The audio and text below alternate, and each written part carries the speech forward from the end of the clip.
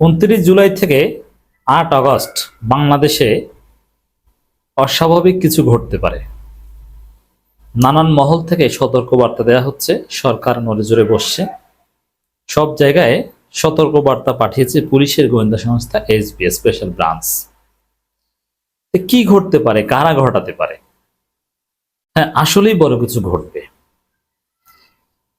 তো এখানে প্রথম আমরা যেটা বলছি যে আমাদের যে আরেকটা বিপ্লব, সেই বিপ্লবটা এই সময়কার মধ্যে প্রয়োজন হতে পারে।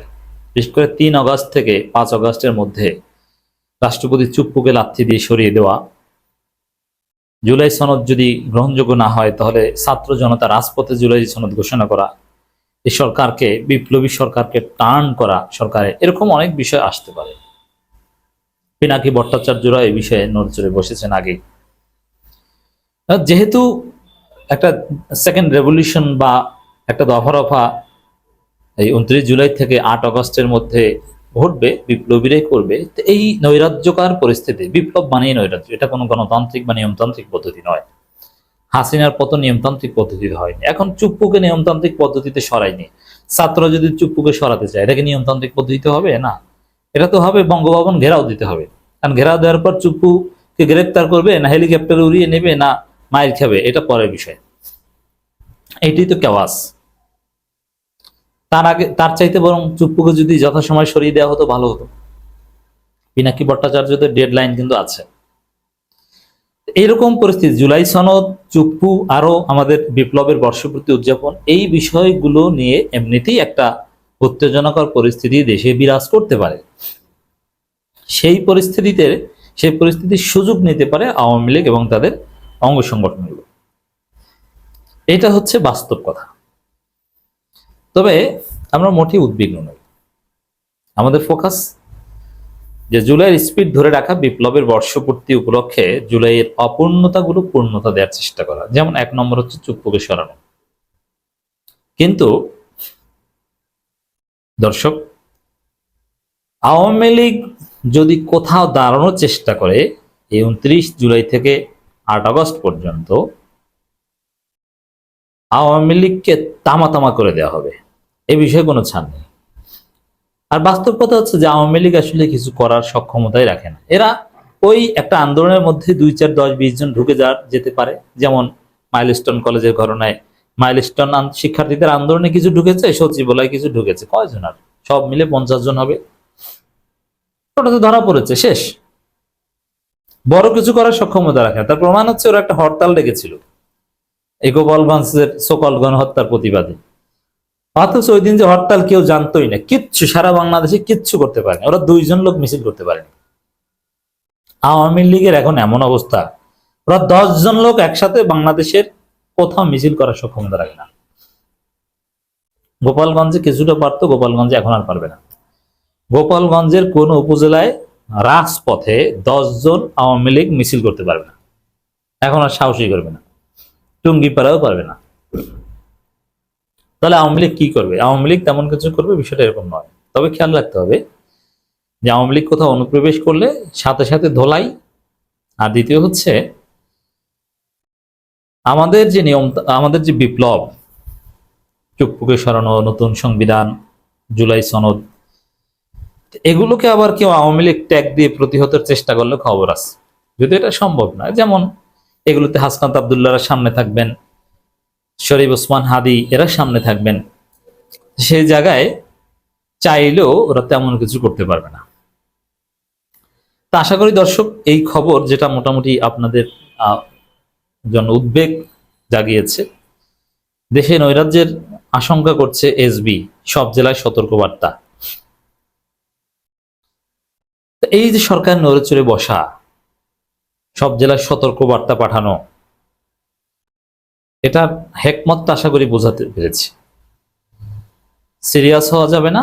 আমাদের যে আন্দোলন, চুপ্পুকে সরানো, এগুলোর বিষয় আসবে। 3 আগস্ট শহীদ মিনারে যাবেন হাসনাতদের ডাকে, তারপরে কি করতে হবে ওখান থেকে এরা বলে দিবে। আর জেলায় জেলায় আওয়ামী লীগ কিছু করলেই বাস ডলা খাবে, বুলডোজার খাবে। বুলডোজার রেডি রাখবেন, আওয়ামী লীগ এক জায়গায় যদি চালাকি করে সারা বাংলাদেশে আওয়ামী লীগ ডলা খাবে। শেখ হাসিনা ভারত থেকে কিছু বললে, অবশ্য নরেন্দ্র মোদী থামিয়ে দিয়েছেন হাসিনাকে, এখন আর হাসিনা বলেন না কিছু।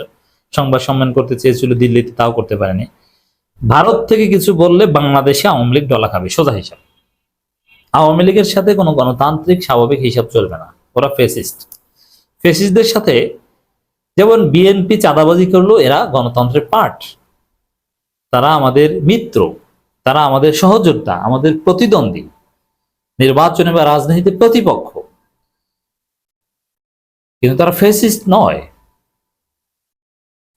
বিএনপির সাথে যে শত্রুতাটা দেখেন, এটা শত্রুতা না, এটা প্রতিযোগিতা।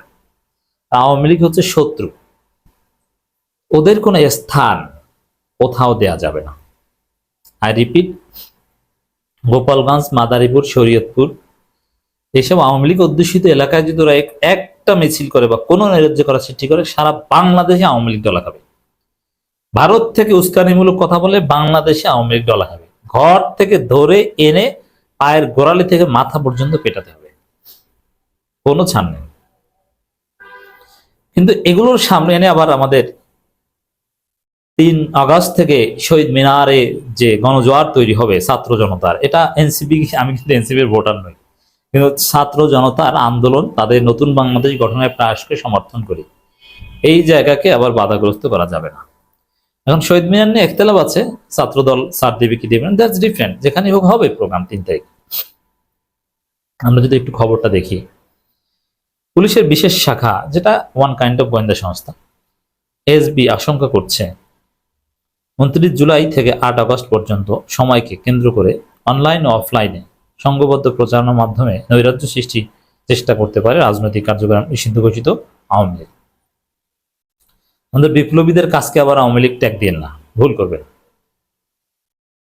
দলটির কিছু নেতাকর্মী এ সময় সরকারি বেসরকারি স্থাপনায় হামলা, বিশৃঙ্খলা কিংবা ভাঙচুর চালাতে পারে বলেও ধারণা আছে আইনশৃঙ্খলা রক্ষাকারী বাহিনী। আর বঙ্গভবনের দিকে তো ছাত্র জনতাও যেতে পারে, সেটাকে আবার আওয়ামী লীগ বলে গুলি করেন না, ভুল করবেন।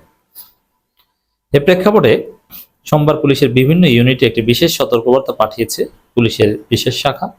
চিঠিটি পাঠানো হয়েছে ডিএমপি কমিশনার, সিটিএসবি, বিভাগীয় উপ পুলিশ কমিশনার, চট্টগ্রাম ও খুলনা স্পেশাল পুলিশ সুপার সহ দেশের সব জেলা পুলিশ সব কার্যালয়। তবে এখানে দেখেন, দেশব্যাপী আওয়ামী লীগ যা করবে এটা দমন করার দায়িত্ব রাষ্ট্রের, আর বিপ্লবীরা তো আছে। তবে এই সময়ের মধ্যে ছাত্র জনতার প্রোগ্রাম আছে, সেটাকে কোনোভাবে কনফাইন করার চেষ্টা, ষড়যন্ত্র করবেন না, এই সতর্কবার্তার নামে। যেটিতে উল্লেখ করা হয়েছে, ঐতিহাসিক জুলাই অভ্যুত্থানের বর্ষপূর্তি ঘিরে সরকার বিরোধী রাজনৈতিক দল ও ফ্যাসিবাদ বিরোধী সামাজিক সংগঠনগুলো 1 জুলাই থেকে বিভিন্ন কর্মসূচি পালন করছে। এই ধারাবাহিকতায় 29 জুলাই থেকে 8 আগস্ট পর্যন্ত সময়কে বিশেষ গুরুত্বপূর্ণ হিসেবে চিহ্নিত করা হয়েছে। চিঠিতে বলা, এই সময় ফ্যাসিবাদী শক্তিগুলো অনলাইন অফলাইনে উস্কানিমূলক, ওদের অনলাইনে প্রচারণার তো তেমন কোনো ভ্যালু নেই, অতএব এটা অতটা সিরিয়াসলি আমরা দেখছি না। আমাদের যে আন্দোলন, এটা চলবে।